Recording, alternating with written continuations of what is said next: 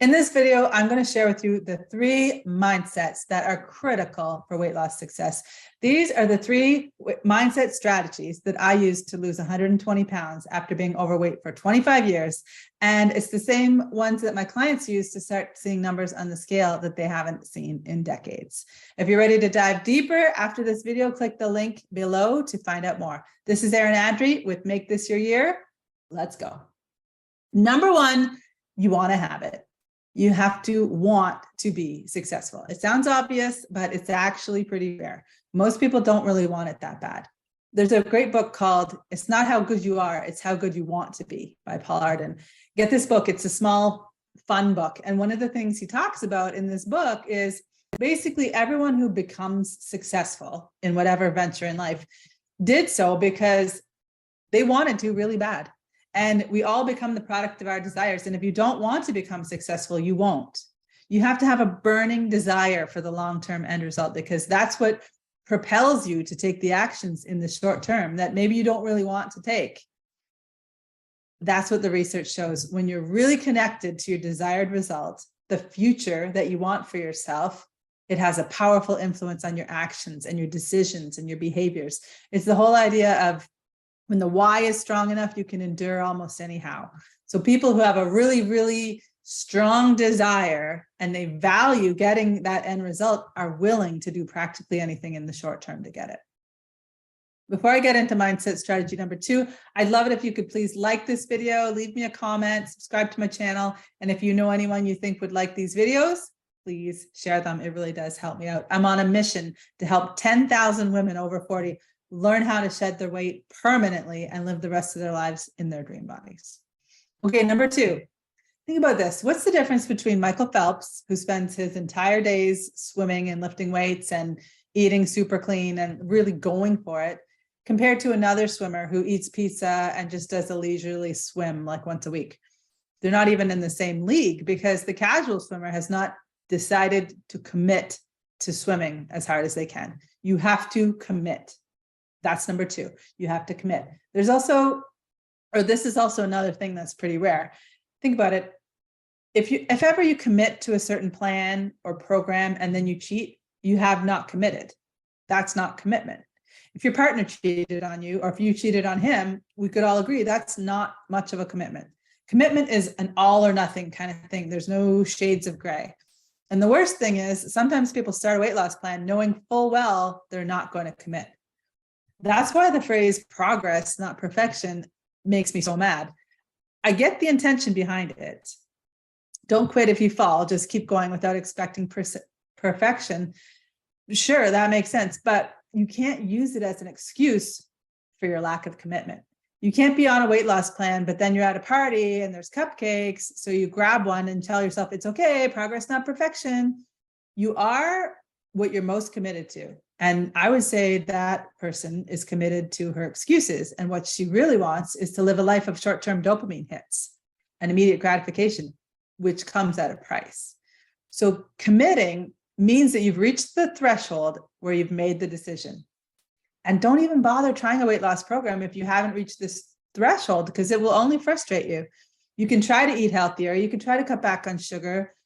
You can try to start a walking program, but you don't really track your weight and you just hope the number on the scale is going to go down.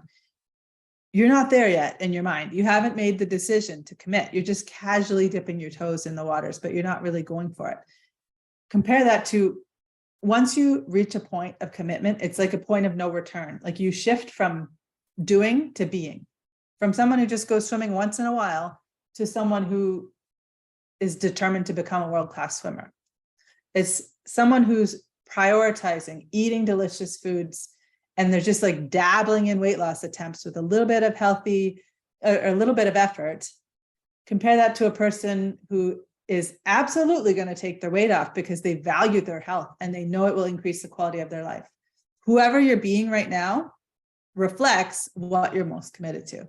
And once you shift to a place of full commitment, then you start to operate as the future version of yourself, the one that you really want to be, and the one who has already lost the weight and already is a healthy, thin person. And you just start to see the world differently and you operate in the world differently. because you're a different person. You start to be more courageous, more confident, and more capable. Basically, you become capable of more than you previously were. Another great book, Dan Sullivan has a great book on this concept called The 4 C's. And he says that there's this cycle that begins with commitment, which leads to courage, which increases your capability, which increases your confidence. So it all begins with commitment. You don't attract what you want, but you attract who you are. And once you shift into commitment, you become a different version of yourself. One who sees things differently and one who does things differently.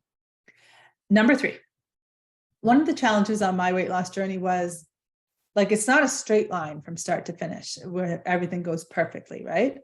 But I didn't let setbacks turn into failure. You might have heard my story before, but in the year and a half, or like 16 months, I guess it was, before my wedding, I lost 23 pounds in 9 months on a paleo diet, and then another 70 pounds in 7 months on the protocol that I now teach my clients, which is hormonal weight loss with clean eating.